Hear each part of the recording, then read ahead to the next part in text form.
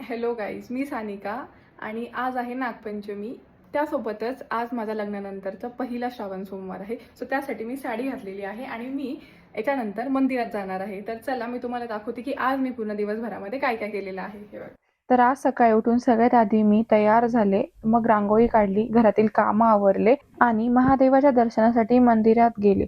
मंदिरात पोहोचल्यावर पूजा केली, महादेवाचं दर्शन घेतलं. श्रावण महिना हा भक्ती, श्रद्धा आणि तपस्येचा काळ मानला जातो आणि खरंच श्रावण महिन्यात मंदिरात गेल्यावर एक वेगळीच पॉझिटिव्ह एनर्जी जाणवते ना. दर्शन घेऊन घरी येताना रस्त्यातून बेलपत्र घेतलं, कारण महादेवाच्या पूजेमध्ये बेलपत्राचं महत्त्वच वेगळं आहे. घरी आल्यावर नागपंचमी असल्यामुळे त्याची तयारी केली आणि महादेवाला बेलपत्र अर्पण केले. प्रसादासाठी मस्त शिरा बनवला. लहानपणापासूनच नागपंचमीला काही खास गोष्टी करण्याची एक वेगळीच आठवण असते ना. मी माझे कामं आवरल्यावर मस्त झोका खेळायला गेले. झोका खेळून आल्यावर मी माझा उपवास सोडला. सो गाईज, हा होता माझा आजचा दिवस. अशाच व्लॉगसाठी नक्की फॉलो करा. बाय. हर हर महादेव.